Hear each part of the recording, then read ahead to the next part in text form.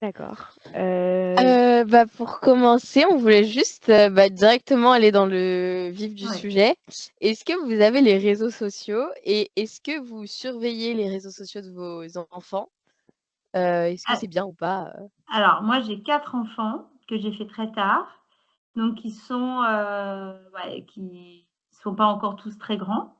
Est-ce que je surveille les réseaux sociaux? Eh ben, je suis pas une bonne maman parce que je ne surveille pas assez les réseaux sociaux de mes enfants. Mais de toute façon, avec le numérique, je suis pas, j'ai toujours refusé aussi, d'aller regarder leurs notes sur Pronote et cetera. Alors moi, je suis pas un exemple, hein, mais je trouve que, en tant qu'ado, j'aurais détesté qu'on le fasse pour moi, à vrai dire. Donc je pense que j'étais assez indépendante et alors je déteste, faire ce que je pourrais appeler une sorte de flicage, mais c'est pas forcément bien parce que des fois, je devrais m'en préoccuper davantage parce qu'ils n'ont pas des usages toujours ni modérés ni très intelligents.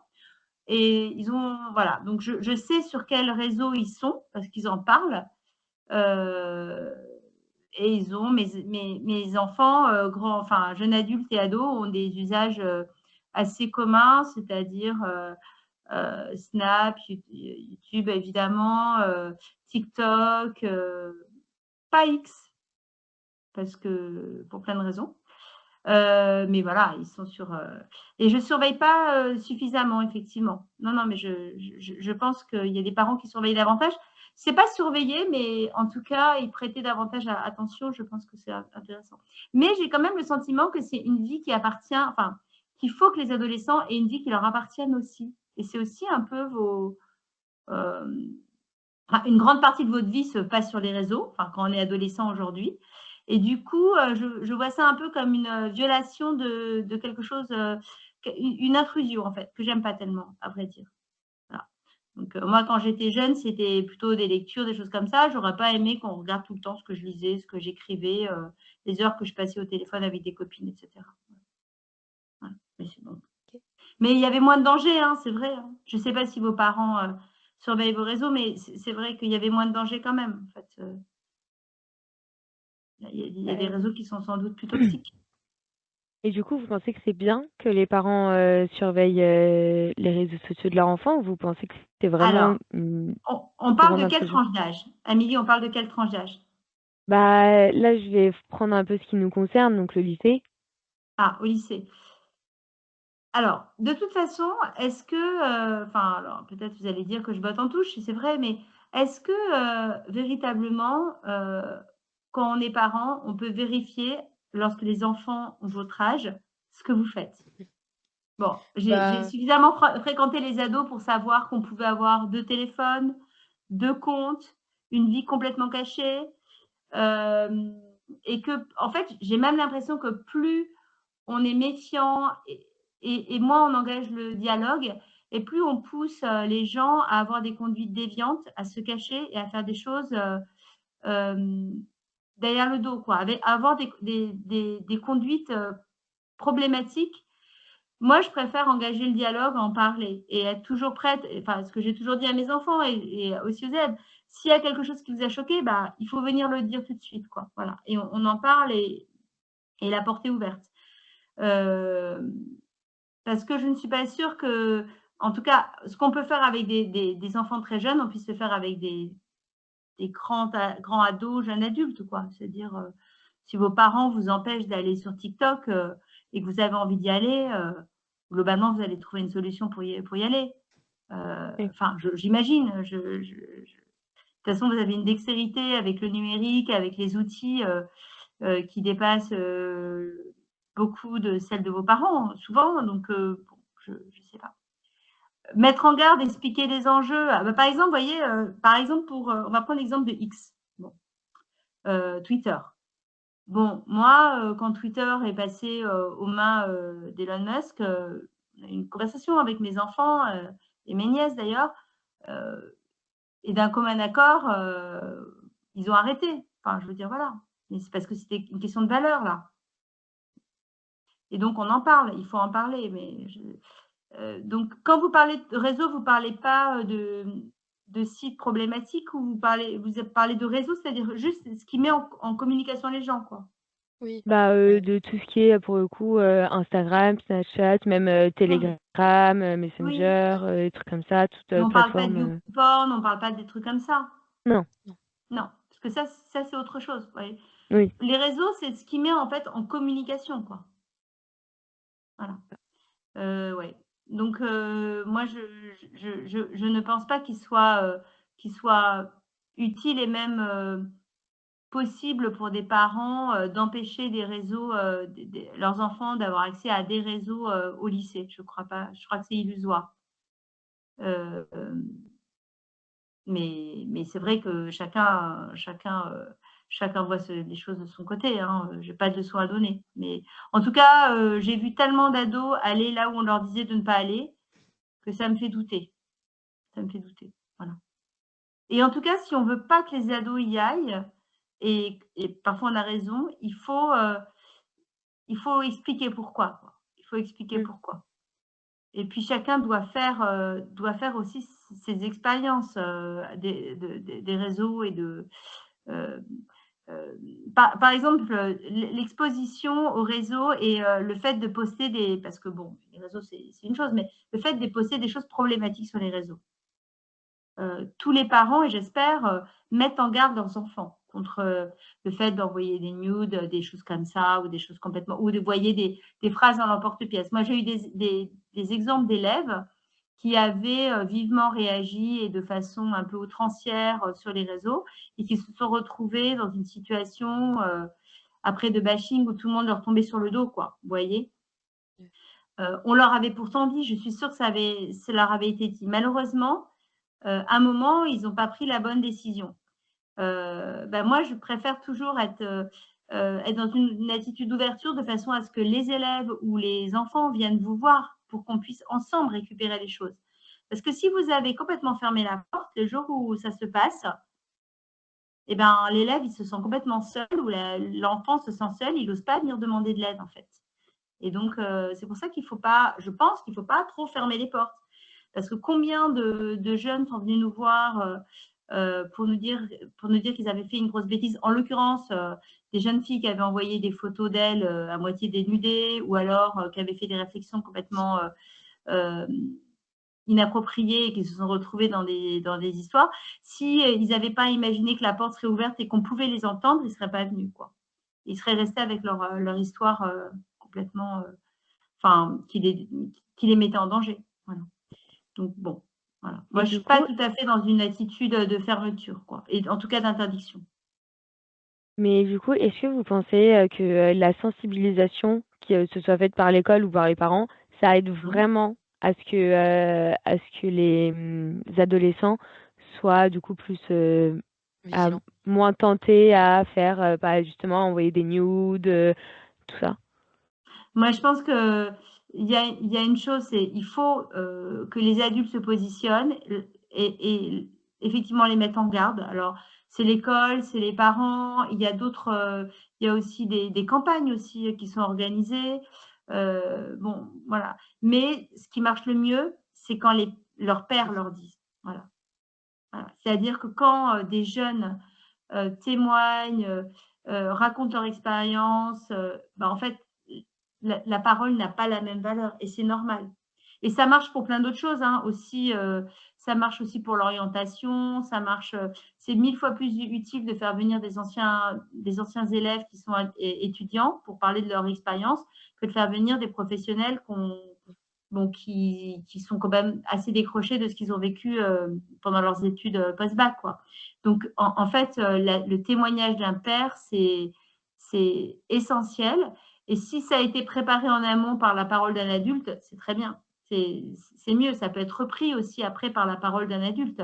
Mais je pense que pour tout ce qui est expérience, à l'adolescence, les adolescents, ils fonctionnent beaucoup, en groupe, en fait, hein, moi je disais en grappe, mais en fait, vous voyez l'idée? Et donc la parole, du copain, du père, quoi, PAIR, c'est inestimable. Et c'est pour ça que le projet santé m'intéressait beaucoup, moi, parce que je pensais que tout ce que vous alliez vous-même apporter à des adolescents, ce serait 1000 fois plus entendu que tout ce que les adultes pourraient dire. parce que vous êtes plus légitime, en fait, parce que vous le vivez en ce moment. C'est pas la même chose de vivre les choses en même temps que de les avoir vécues il y a 30 ans ou d'avoir des projections. Vous voyez, moi, TikTok, je peux en parler, mais enfin, c'est complètement livresque. Enfin, j'utilise pas du tout TikTok. Donc, tout ce que je peux en dire, c'est ce qu'on m'en aura dit, mais je l'aurais pas. Ma parole, elle est un peu désincarnée, quoi. Vous voyez, quand je vous parle de TikTok, je dépends de ce qu'on m'en a dit. Hein. En gros, je connais pas du tout, quoi, pour être très franche. TikTok. Moi, je suis totalement d'accord, hein. Enfin, je trouve que si on parle de jeune à jeune, enfin d'adolescent à adolescent, ça convainc beaucoup plus puisqu'on se dit: «Non, mais là, c'est quelqu'un de notre âge, donc s'il a vécu ça, ça veut dire que moi aussi je peux le vivre» et on s'y connaît tellement mieux que quand c'est un adulte qui nous parle et qui nous dit qu'il faut faire attention, on se dit: «Non, mais de toute façon, on connaît mieux que lui, donc sa parole ne vaut pas grand-chose». Alors, évidemment, il y a des adultes qui sont bien plus connaisseurs et qui vont pouvoir rentrer, mais moi, en 2 questions, vous allez me démasquer, vous allez voir que je ne connais rien à la question. Et c'est vrai, il y a des adultes quand même qui ont travaillé, il y a des formateurs quand même. Je pense à des formations d'une association qui s'appelait e-enfance, je pense qu'elle existe encore, et sur les risques justement sur les réseaux sociaux. Alors, il y a quand même des formateurs adultes qui sont hyper pointus, qui sont bons, parce qu'ils travaillent en fait avec le témoignage de jeunes. Voilà, eux, ils ont des vraies informations. Mais souvent, quand les parents, les professeurs, enfin, parlent des réseaux sociaux, c'est comme s'ils parlaient d'un monde étrange, enfin, pas de ce que vivent les jeunes, en fait. C'est ça le problème, voilà. Et puis bon, quand on est jeune, on a un peu envie de se démarquer aussi des adultes. Et c'est bien normal, quoi. Hein. Et donc, on n'a pas franchement envie euh, d'écouter tout ce que disent les adultes, quoi. Ça, je dirais que c'est presque bon signe, en fait. C'est bon signe, Oui, et quoi. puis Voilà. surtout, parfois, on peut aussi se dire que, bah, justement, les adultes, ils n'ont pas vécu à notre période. Ils n'ont pas eu, justement les réseaux sociaux, tout ça, comme nous on l'a vécu. Et du coup, on Ouais. peut être là, bah, ils y connaissent pas grand-chose, ils en connaissent pas autant que nous. Donc c'est Ben, nous, pas en fait, c'est vrai qu'on traverse les mêmes émois et les mêmes questionnements quand on est ado, qu'on soit ado avant ou maintenant. Enfin, je veux dire, il y a des questions qui sont les mêmes. Mais les outils et le contexte dans lequel vous vivez est radicalement différent. Voilà. Donc, on peut tout à fait se souvenir et vous dire combien c'est inconfortable d'avoir votre âge mmh. à certains égards. Ce corps qui bouge, cette question de séduction aussi, de la question de la place dans le groupe, tout ça, on l'a vécu, hein, je veux dire. En revanche, le contexte dans lequel vous êtes, il n'est pas le même. La pression Parcoursup, bah, nous, on l'avait pas, hein, très franchement. Enfin, franchement, pas du tout comme ça, en tout cas, vraiment pas.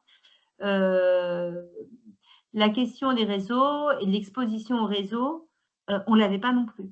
Et tout ça, ça fait que votre situation, elle est très singulière. Et la situation de vos enfants sera aussi très singulière. Et vous finirez par être des vieux aussi. Voilà. C'est rassurant quelque part, mais vous voyez, enfin, c'est Oui. dans l'ordre des choses. Et chaque génération a mal vécu le fait que des parents et enfin des personnes plus âgées s'arrogent le droit de leur dire ce qu'ils devaient faire, quoi. Voilà. Et, et donc c'est sûr que c'est hyper important que que vous alliez parler en fait aux ados. Oui. Bah, c'est ce qu'on essaie de faire, hein, au maximum. Bah oui, c'est bien, c'est bien. Et d'ailleurs, c'est très bien reçu en fait. Ouais. Je pense que et c'est aussi intéressant que vous parliez entre vous.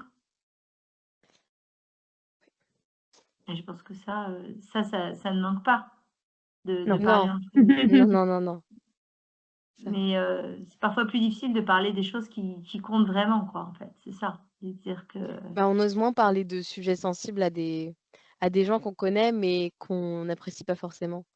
bah, bien Parce sûr, ouais. que ouais. Et est-ce que vous avez remarqué, comme vous étiez dans un établissement scolaire avant, Mmh. une différence depuis que vous, travaillez Ah oui. entre les élèves d'avant qui n'avaient pas les réseaux, enfin je pense, à votre époque, Non, je sais ouais. pas, et Oui, oui, bien maintenant? sûr. Ah bah, oui, complètement, ça a modifié alors ça n'a pas modifié, les questions, qui traversent toute l'adolescence, hein, voilà. Mais par contre, les réseaux, ce que ça a modifié, c'est les questions d'exposition et toute la question, déjà les questions de harcèlement, hein, parce que, le harcèlement, avait des formes tout à fait différentes avant, évidemment. Et puis, ça a donné une visibilité à certaines personnes, beaucoup plus grande aussi, de par, l'exposition. La question de la popularité, vous voyez? Elle a pris une dimension, qui était beaucoup moins importante avant. Avant, on était populaire dans sa classe, quoi, un peu au lycée ou au collège. Mais maintenant, les gens peuvent être connus, moi, j'ai pu expérimenter que les histoires des uns et des autres pouvaient être connues en dehors de l'établissement. OK. Voilà. J'ai fait l'expérience quoi, pour ne rien vous cacher, ma fille dans un lycée avait entendu parler de ce qui se passait, pour une élève au lycée Saint-James quoi, par exemple, via les réseaux. C'est elle qui m'en a parlé. Ça m'a quand même un peu soufflé, parce que moi je fais toujours attention de ne parler alors à la maison je ne parle de rien et elle m'a dit: «Mais c'est vrai que machin tout ça» et je lui disais: «Mais en fait comment tu peux connaître cet élève qu'elle ne connaissait pas?» Mais par le biais des réseaux en fait, je sais plus quel réseau c'était, je crois, ça devait être Snap, je crois. En fait, cette histoire avait un peu, avait circulé quoi, d'un établissement à un autre. On parle quand même de 2 établissements qui n'ont pas, qui sont un peu loin. Enfin, je veux dire Richelieu à Rueil et La Folie à Neuilly, bon, c'est pas loin en vérité, mais quand même, enfin, il y avait pas de raison que ma fille ait connaissance de ça et ça, c'est un effet des réseaux, vous voyez? Et donc moi, je trouve que ça, c'est évidemment préoccupant, heu, parce qu'on a l'impression avec les réseaux que dès que les gens font une petite erreur, Oui. heu ça prend un retentissement, comme s'il se faisait un peu bannir, de façon, générale, quoi Puis en plus, et ça peut se déformer, et ça, complètement. c'est Avant, quand très il y franchement, a une rumeur, il y en a 500 après. complètement et donc moi, je trouve que ça insécurise, c'est quelque chose qui contribue à insécuriser les jeunes, en fait. Voilà, ça, c'est sûr. Heu heu, on a l'impression que tout ce qui est fait est passé, tout ce qui est publié, dit, est passé une sorte de crible quoi et qu'à chaque fois on risque d'être, tout ce qu'on fait, tout ce qu'on publie risque d'être, critiqué, ou au contraire, vu, admiré, enfin je pense que ça a changé la vie des adolescents et donc moi évidemment quand j'ai commencé, il y avait pas du tout ça. Il y avait, c'était un peu le début, vous voyez, des portables, des premiers appels, mais au départ, ça a pas été vraiment une difficulté et à mesure qu'on a vu les réseaux, augmenter, enfin s'étendre, on a vu aussi, ce qui a changé aussi, par exemple, c'est les mouvements lycéens. Je me souviens d'une année, il y avait des mouvements lycéens assez violents là où j'étais et ces mouvements lycéens, ils étaient téléguidés, par les réseaux, hein, Instagram pour le coup, par des gens, qui avaient, clairement instrumentalisé les lycéens, quoi, à des fins politiques, quoi, mais vraiment et du coup, je m'étais dit: «Ça, c'est quand même aussi quelque chose» avec les réseaux, ça peut aller hyper vite, quoi. On peut se retrouver, instrumentalisé, embarqué dans des combats ou dans des actions, heu tout dès qu'on a les bons slogans et cetera, ça peut aller assez vite, voilà. Donc je trouve que ça a apporté beaucoup d'imprévisibilité et hem et ça rend, je trouve, la position des jeunes, difficile, ouais. L'exposition même, par exemple, vous voyez l'exposition des histoires d'amour, quoi. Bon, avant, c'était assez simple, hein, vous aviez, une histoire d'amour, c'était terminé, point barre, on passait à autre chose. Et alors maintenant, les photos, alors il y a des photos qui peuvent ressortir, ça prend des proportions, je trouve assez compliquées, quoi. C'est beaucoup moins personnel qu'avant. Ça inclut la communauté, parfois. Mmh. Et vous nous avez parlé, de justement de cyberharcèlement. Est-ce que vous avez déjà eu des cas de cyberharcèlement dans vos lycées? Bah, surtout Oui, depuis que les réseaux sont développés, je pense. oui, oui, oui, j'ai eu des cas de cyberharcèlement, alors un petit peu à la folie, mais je pense surtout à Suresnes, j'avais eu une histoire, vraiment, vraiment compliquée avec du cyberharcèlement qui avait complètement dépassé, hein, le cadre, évidemment, du lycée et ça nous avait posé des difficultés majeures. C'était une jeune fille, en fait, hein, considérée, alors je vais vous dire, vraiment les mots, comme pute, voilà, c'était ce qui ressortait, parce qu'elle avait publié d'elle des photos, heu, un peu en petite tenue, quoi, et donc ça avait pris des proportions, elle recevait des messages, de tout le monde et cetera, dans du lycée, mais beaucoup hors du lycée, et franchement, on savait plus comment lui trouver un lycée, enfin, on savait plus comment faire, à vrai dire. Elle s'est déscolarisée un grand moment quand même, cette jeune fille, en fait. Elle n'osait plus sortir de chez elle, ouais. Et donc oui, j'ai des situations de cyberharcèlement, j'en ai connues, et alors pas tant que ça à la police Saint-James, c'est vrai, mais pour le coup là, maintenant que je me balade beaucoup, oui, il y en a il y en a, il y en a, et quand même il faut le dire, ça touche, plus fréquemment les filles, et c'est toujours autour des mêmes sujets pratiquement, les cyberharcèlements. Alors il y a 2 sujets, soit, et là, ça touche, garçons et filles, les questions de racisme. C'est-à-dire quelqu'un qui a sorti une phrase complètement, qui n'aurait pas dû sortir et qui a été considérée à un moment ou à un autre comme raciste, ou en tout cas inadéquate, quoi, enfin inappropriée. Et puis, bah, les questions de filles, qui sont, accusées, d'être des salopes, quoi. Hein, on va dire les choses comme ça. Voilà, c'est les 2 grands ressorts, je trouve, actuellement. Et c'est toujours difficile de faire cesser les choses. C'est hyper compliqué. Et c'est un peu un autre sujet, mais est-ce que vous pensez que les réseaux sociaux peuvent influencer les notes? Enfin, nos notes, nos progrès, est-ce que ça peut nous aider dans nos apprentissages ou est-ce que, c'est néfaste, Alors les réseaux sociaux, par des communautés d'apprentissage, des choses comme ça? C'est-à-dire, bah, comment vous voulez? enfin, par, TikTok, Alors TikTok, oui, bien sûr. Ah oui, non, oui, bien sûr, en tout cas, moi je trouve qu'aujourd'hui, c'est complètement idiot de se priver de TikTok, YouTube et cetera, parce que ne serait-ce qu'en maths, il y a des gens qui font des choses formidables, il faut y aller vraiment, hein. Enfin, non, non, moi je pense qu'au contraire, d'ailleurs, il y a pas mal d'enseignants qui renvoient, qui donnent des liens, je pense. Alors TikTok, je sais pas, mais YouTube, c'est sûr. Il y a pas mal de c'est une chance, hein, de pouvoir avoir accès à des cours, à des réexplications, mmh, à tout ça, bah, vous voyez, par exemple, tout à l'heure, avec ma fille, on va écouter sur la chaîne YouTube,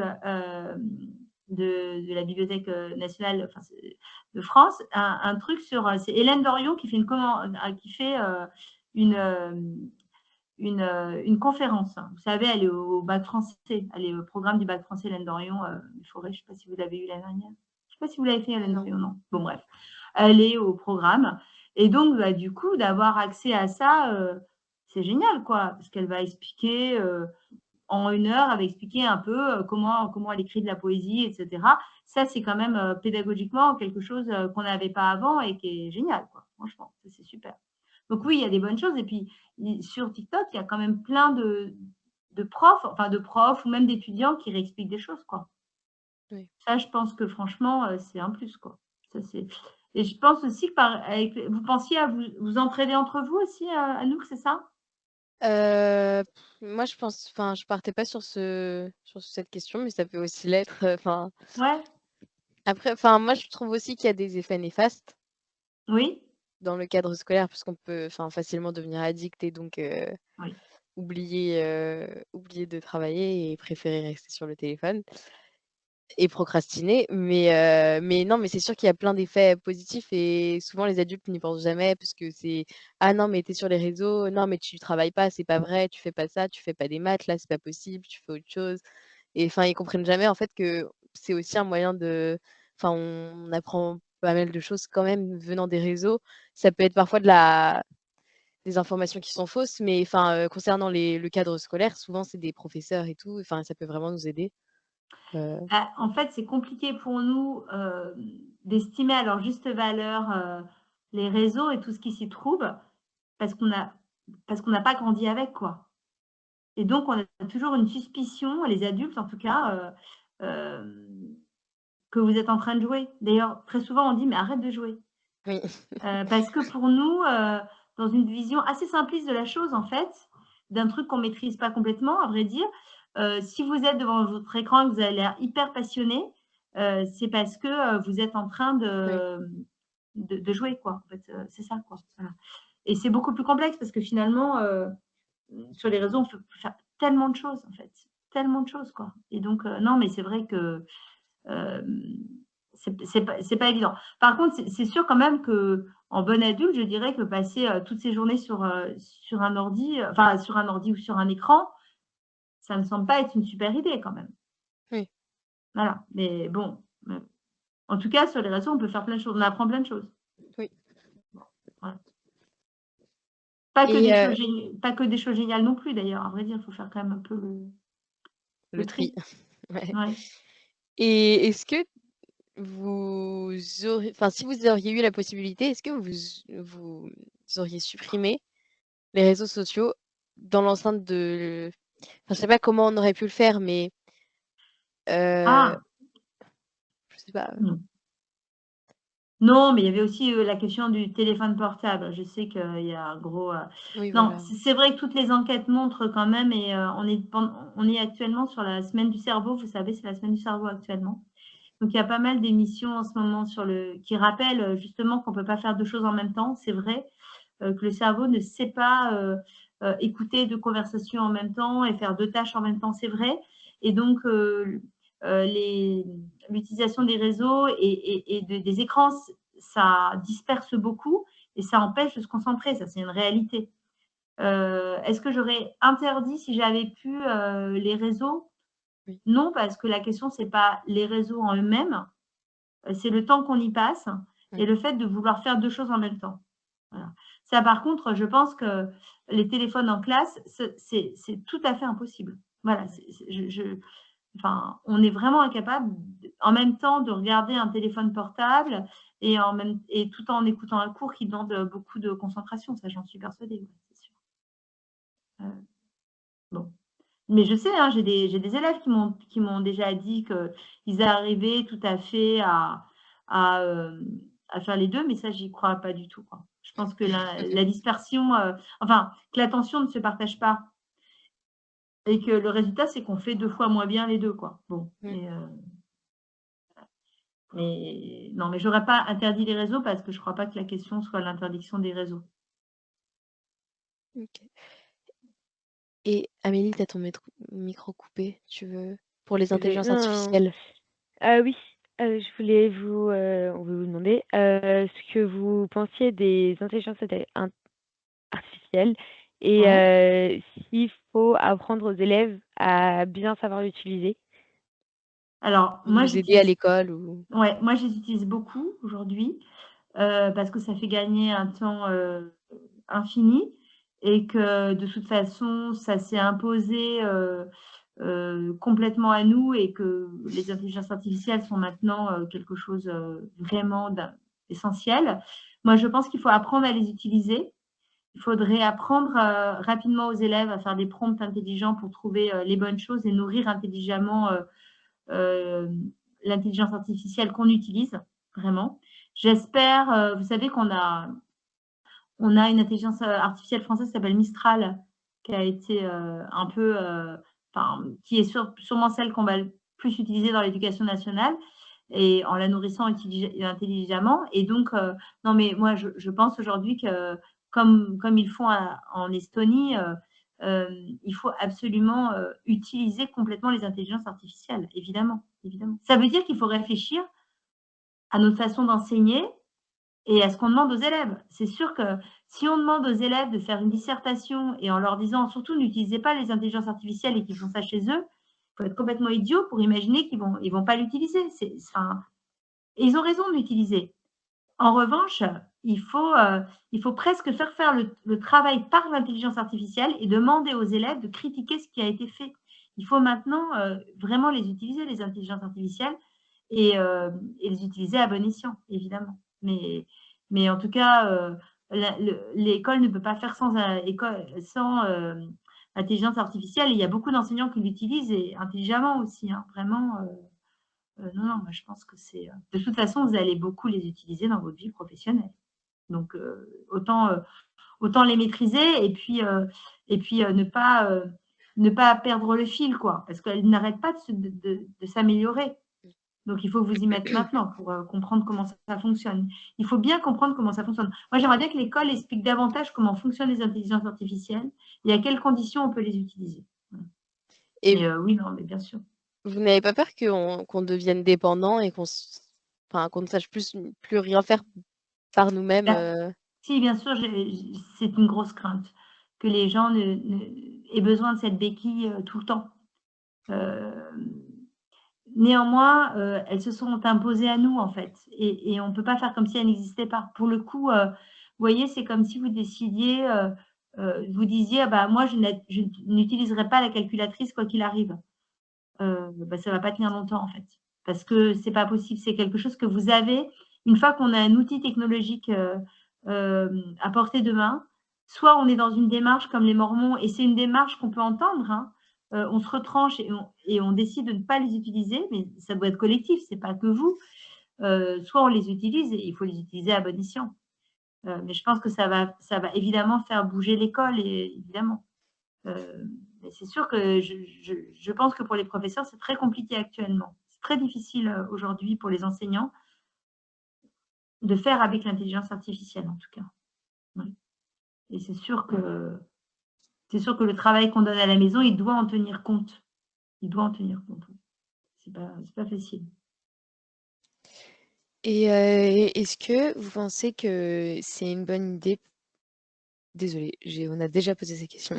C'est pas grave. Le Heu, lien entre professeurs et élèves sur les réseaux. Ah OK, bah, je pensais qu'on avait déjà posé. Bah, du coup, est-ce que vous pensez que, c'est une bonne idée que les professeurs, suivent leurs élèves sur les réseaux sociaux? Ah bah, non. Pas alors si on utilise des réseaux qui sont dédiés et qui sont, dans une relation pédagogique, quoi, il y a des professeurs qui utilisent des réseaux, pour dans un contexte pédagogique, aucun problème. Mais par contre, qu'on aille voir ce que font les élèves, c'est ça? Bah, bah, qu'on soit abonné à eux sur Ah Insta, non. ou des trucs comme ça? Ah non, non, non, non, non, ça c'est un mélange des genres, alors là, moi je ne conçois pas qu'on puisse aller en fait, pour le coup, vous avez le droit à vivre votre vie d'adolescent, sans que, vos professeurs, sachent que vous faites, enfin professeurs, personnels de direction, enfin tout le monde quoi. Pour moi vraiment c'est pas du tout une bonne idée. De même que, ça me semble une très mauvaise idée que les personnels, de l'éducation nationale s'exposent sur les réseaux, de façon personnelle. Qu'ils soient sur LinkedIn, qu'ils soient sur, s'ils ont des Facebook professionnels et qui sont ouverts, OK. Mais par contre, donner accès à sa vie, perso, et cetera, moi je trouve que c'est des mélanges des genres qui sont pas bons, quoi. Voilà. Mais du coup, vous avez pas, vous avez, les réseaux sociaux ou pas? Moi j'ai des réseaux sociaux, mais tout est fermé. Voilà, D'accord. ouais, en Les même élèves temps, ce que je ont publie, si vous voulez, ça n'intéresserait personne, donc c'est fermé parce que parce que je ne conçois pas de les ouvrir. Mais par ailleurs, de toute façon, ce que je publie, c'est tellement, vous voyez, la tête de mon chien, je pense pas que ce soit le truc le plus passionnant du monde, quoi. Et voilà, et en plus, je publie, et même dans un cercle hyper fermé, je publie pas mes enfants. Enfin voilà, je fais quand même très attention. Et c'est vrai quand même, ça c'est le message qu'on doit toujours passer, c'est faire toujours attention quand même à ce qu'on publie parce qu'on ne sait pas, surtout avec, des dingues, comme ceux qu'on a à certains postes aujourd'hui, ce qui peut advenir. Vous voyez, j'entendais hier, que Trump s'était mis en tête d'aller regarder les réseaux sociaux des personnels qui demandent la green card pour travailler aux États-Unis. Et bah, oui, donc ça et donc les gens qui veulent travailler aux États-Unis, qui veulent rentrer aux États-Unis pour travailler, là, on va regarder, dans un premier temps ceux qui ont des réseaux ouverts, mais on va quand même, c'est un préalable là, soi-disant pour sécurité de l'État, on va aller voir ce qu'ils ont publié avant. Ça veut quand même dire qu'il faut faire très attention à tout ce qu'on publie aujourd'hui, quoi. oui. Parce qu'on ne sait pas ce que dans 10-15 ans, on vous remettra devant les yeux, quoi. Donc c'est quand même, heu, avec des gens mal intentionnés, voilà, moi j'ai tendance à c'est vrai qu'il y a moins de danger à publier des photos de son chien, quoi. que ouais, faut faire attention quand les réseaux sont ouverts à ce qu'on publie quand même aujourd'hui. Est-ce que vous pensez que les parents qui vont publier des photos de leurs enfants, même à tout âge, même, en tant qu'adolescents, sont ça met ça enfin, se, comment on dit? S'apparente à un danger? Bah, alors J'ai pas le mot. déjà, je ne sais pas si si les enfants sont d'accord. Bon, est-ce qu'un enfant peut être d'accord avant 12 ans? Oui, En plus, vous voyez, je vois vraiment pas comment il est en mesure de dire oui ou non. Non, moi, je suis très opposée à ça, en fait. Ça enga Là, pour le coup,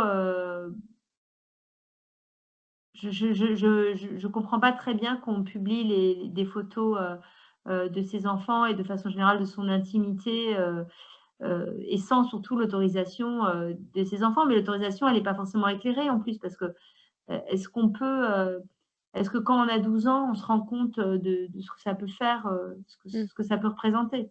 Bon, en général, les photos sont assez anodines, hein. C'est des photos en général, de famille qui sont pas, sauf qu'on sait aussi que ça nourrit des sites, pédopornographiques, hein, les oui, photos, notamment les photos des enfants, en maillot de bain et cetera, c'est juste pas une bonne idée que de les oui. publier, hein. Voilà, je pense que personne n'a envie de se retrouver, sur des sites, donc ouais, non, je suis pas très favorable à ça, quoi.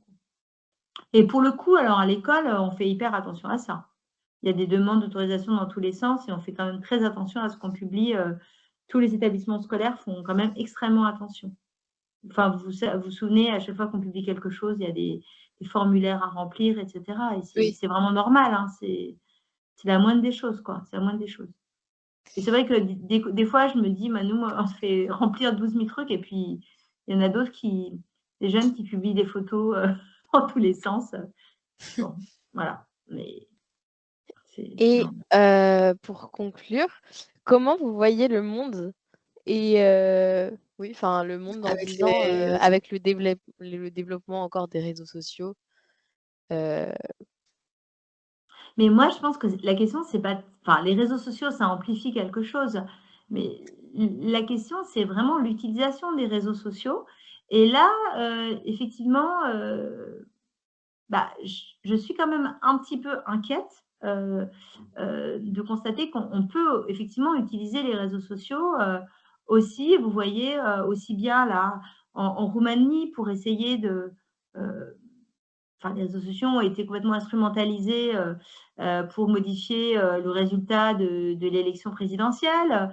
Je vous parlais de Trump qui avait décidé d'aller fouiller dans les réseaux sociaux pour, aller voir un petit peu ce qu'avaient publié les gens, pour leur donner ou non la green card et cetera. Oui, bah, c'est quand même très inquiétant, c'est-à-dire que c'est la perte, d'une liberté essentielle, en fait, hein, et c'est aussi, la perte du droit à l'oubli. Parce que quand vous êtes jeune, vous pouvez, jeune ou pas d'ailleurs, vous pouvez avoir publié des choses un peu outrancières à un moment ou à un autre et pas avoir envie qu'on vous le rappelle 20 ans plus tard, quoi, ou 15 ans plus tard, hein.